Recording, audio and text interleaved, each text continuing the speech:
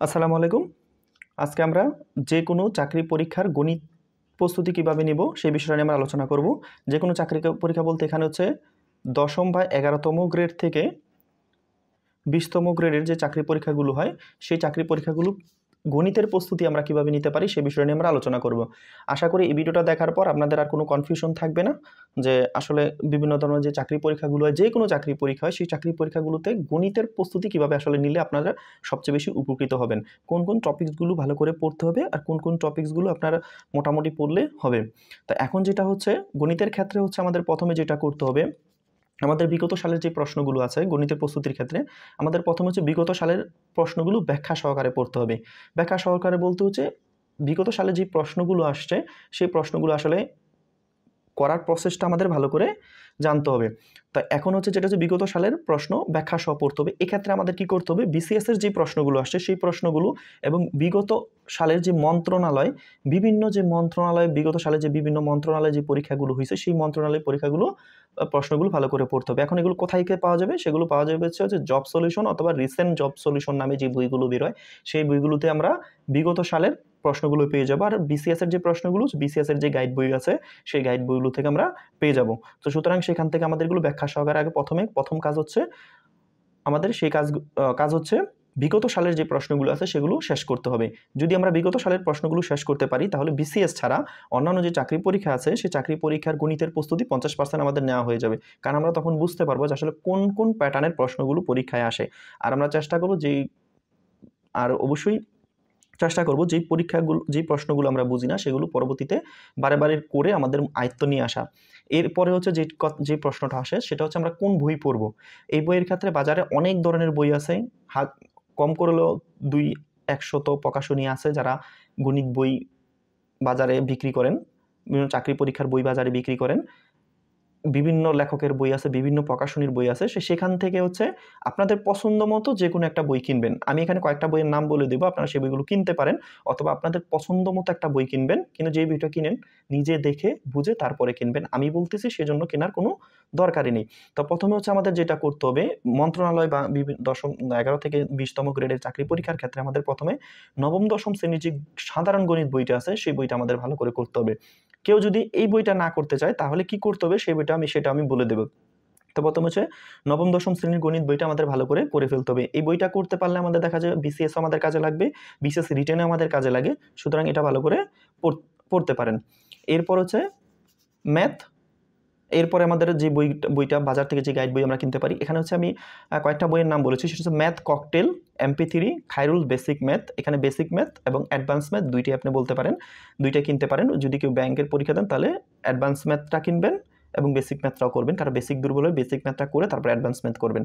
আমি এখানে সব বাজারে সব বই ভালো, এক একজনের কাছে এক এক রকম বই ভালো লাগে। সেক্ষেত্রে হচ্ছে আপনারা কি করতে পারেন, ম্যাথ ককটেল কিনতে পারেন, MP3 কিনতে পারেন, খায়রুলস বেসিক ম্যাথ কিনতে পারেন। আমি এখান থেকে যেটা বলবো, কারো যদি ম্যাথে দুর্বল হন তাহলে অবশ্যই আপনি খায়রুল বেসিক ম্যাথটা আগে কিনবেন, এরপরে যে খায়রুলস অ্যাডভান্স ম্যাথ কিনবেন যদি আপনি ব্যাংকে পরীক্ষা দিতে চান, অথবা আপনি ভালো করে গণিত শিখতে চাইলে অ্যাডভান্স ম্যাথটা কিনতে পারেন।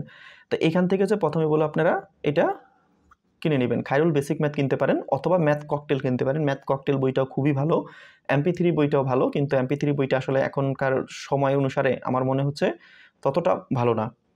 এখন বাজারে যে এর চেয়ে আরও অনেক ভালো ভালো বই আছে বাজারে, আপনাদের কাছে যদি জানা থাকে এর চেয়ে ভালো কোনো বই তাহলে অবশ্যই কমেন্টে জানাতে পারেন, আমি অবশ্যই দেখার চেষ্টা করবো সেই বইগুলো আসলে কেমন।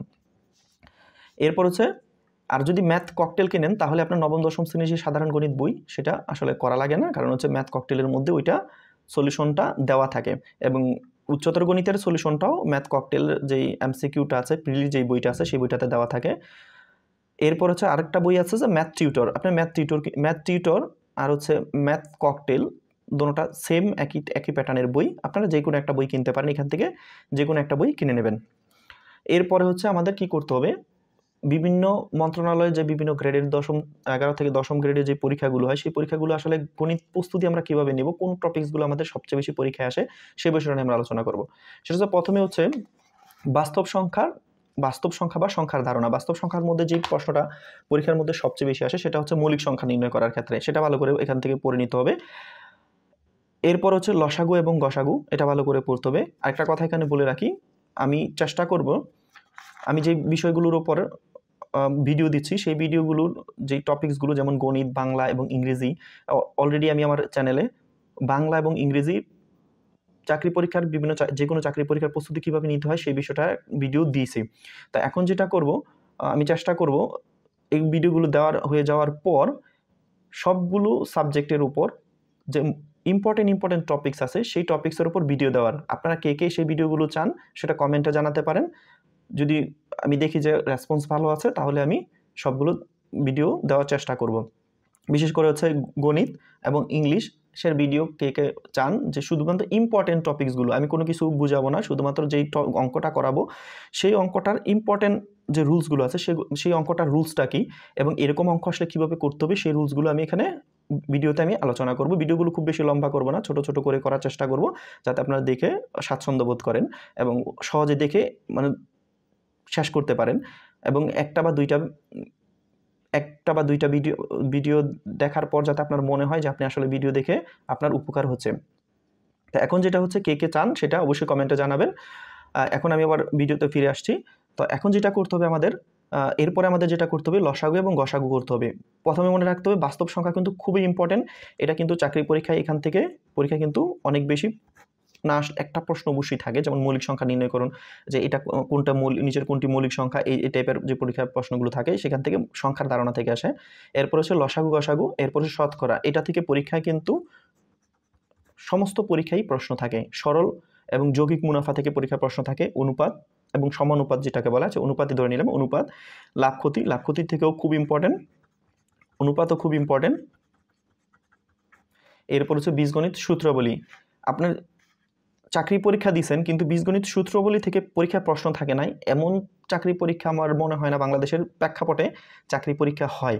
যে কোনো চাকরির পরীক্ষা বলুন আপনি, সেটা হচ্ছে বিসিএস বলুন, ব্যাংক বলুন, বিভিন্ন মন্ত্রণালয়ের পরীক্ষা হোক, যে কোনো চাকরি পরীক্ষা আপনি দেন না কেন সেই চাকরি পরীক্ষাগুলোর মধ্যে দেখবেন আপনি বীজগণিত সূত্রাবলী থেকে একটা অথবা দুইটা প্রশ্ন থাকে। সেই জন্য এটা মাস্ট বি করতেই হবে, এই চ্যাপ্টারটা ভালো করে করতে হবে। এক্ষেত্রে হচ্ছে আপনার 9-10-এর যে চ্যাপ্টারগুলো আছে এইটার রিলেটেড সেই চ্যাপ্টারগুলো আপনি ভালো করে পড়ে ফেলতে পারেন। এরপরে সরল এবং দ্বিপদী অসমতা, এখান থেকে বিসিএস এর পরীক্ষায় প্রশ্ন থাকে, আপনি মন্ত্রণালয় পরীক্ষা তেমন প্রশ্ন থাকে না। আবার অনেকের ক্ষেত্রে এই চ্যাপ্টারটা, অনেকের ক্ষেত্রে অসমতার যে চ্যাপ্টারটা সেটা অনেকের ক্ষেত্রে আসলে বুঝতে অসুবিধা হয়। সেজন্য চেষ্টা করবেন এটা সবার লাস্টে করা, বা কেউ যদি বুঝেন তাহলে সেটা ভালো। এরপর হচ্ছে সূচক এবং লগারিদম। সূচক ও লগারিদম থেকে অবশ্যই একটা না একটা প্রশ্ন থাকে। সূচক থেকে একটা থাকে, লগারিদম থেকে একটা প্রশ্ন থাকে। ধারার অঙ্ক, ধারা থেকে পরীক্ষা প্রশ্ন থাকে। সেট থেকে খুব বেশি যে প্রশ্ন থাকে এরকম না, কিন্তু যেহেতু শিখতে হবে সেজন্য এখান থেকে এটা শিখে নিতে হবে। সমাবেশ এবং সম্ভাব্যতা থেকে পরীক্ষার প্রশ্ন থাকে। এই হচ্ছে মেইনলি হচ্ছে বীজগণিত এবং পাটিগণিতের এই অংশগুলো আমাদের ভালো করে করতে হবে। এছাড়া হচ্ছে আমাদের একটা জিনিস এখানে মিসিং হয়ে গেছে, সেটা হচ্ছে গতি, সময় এবং দূরত্বর যে অঙ্কগুলো আছে সেই অঙ্কগুলো পরীক্ষায় কিন্তু থাকে। সুতরাং এগুলো খুব ইম্পর্টেন্ট এবং এগুলো ভালো করে করতে হবে। এবং এগুলোর যে মোস্ট ইম্পর্টেন্ট ম্যাথগুলো আছে সেগুলো শর্টকাট রুলস শিখতে হবে। এমসিকিউ পরীক্ষায় কিন্তু আপনার রিটেন ক্ষেত্রে আলাদা এবং এমসিকিউ হচ্ছে আলাদা। এমসিকিউ কিন্তু তাড়াতাড়ি অঙ্ক করতে হয়, সেজন্য শর্টকাটের মাধ্যমে করার চেষ্টা করবেন। এরপর হচ্ছে জ্যামিতি থেকে আসলে কি পড়তে হবে। এখানে কিন্তু প্রাথমিকভাবে কিভাবে পরীক্ষায় প্রস্তুতি নিলে ভালো করা যায় সেটা আমি আলোচনা করছি। পরবর্তীতে হয়তো কোনো ভিডিওতে আমি ডিটেলসে আলোচনা করব, যে একেবারে আপনি খুব এক্সপার্ট হয়ে যাবেন ম্যাথে, গণিতে বা বাংলায় কীভাবে এক্সপার্ট হয়ে যাবেন সেই বিষয়টা নিয়ে আমি আলোচনা করব। তো এখন হচ্ছে আমি এখানে শুধুমাত্র আপনার সহজভাবে কীভাবে প্রস্তুতি নিতে পারেন সেই বিষয়টা নিয়ে আমার আলোচনা। সেই জন্য আমি এখানে জ্যামিতির অংশটা একটু কম রেখেছি। এখানে হচ্ছে রেখা, কোণ এবং ত্রিভুজ ভালো করে এখান থেকে পড়তে হবে। বিশেষ করে হচ্ছে সমকোণী ত্রিভুজের পিথাগোরাসের যে সূত্রটা আছে সেটা ভালো করে পড়তে হবে। এখান থেকে বিভিন্ন মন্ত্রণালয়ের পরীক্ষায় থাকে সমকোণী ত্রিভুজ, এরপর হচ্ছে বিপরীত কোণ, এই টাইপের যেই প্রশ্নগুলো থাকে সেগুলো। এরপর হচ্ছে চতুর্ভুজ থেকে ভালো করে পড়তে হবে। বৃত্ত, এই অংশ, এই কয়েকটা ভালো করে গণিতের ভালো করে পড়তে হবে। তো এই হচ্ছে বিভিন্ন মন্ত্রণালয় যে পরীক্ষাগুলো হয় সেই পরীক্ষাগুলোতে ম্যাথ আপনি কিভাবে প্রস্তুতি নেবেন, এইটা যদি কেউ ফলো করে তাহলে আশা করি সে হতাশ হবে না। যে কোনো চাকরি পরীক্ষায় ম্যাথ আসলে সে যদি 15টা ম্যাথ আসে, সে কম করে হলো 10 থেকে 12টা ম্যাথ সে করতে পারবে, কারণ এই টপিকসগুলোর ভিতর থেকেই পরীক্ষায় প্রশ্ন আসবে। আর আমি অবশ্যই চেষ্টা করব এই টপিকসগুলোর মোস্ট ইম্পর্টেন্ট যে ম্যাথগুলো আছে সেগুলোর ব্যাখ্যা সহ সমাধান ভিডিও আকারে দেওয়ার জন্য। আর কে কে সেই ভিডিওগুলো চান সেটা অবশ্যই কমেন্টে জানাবেন।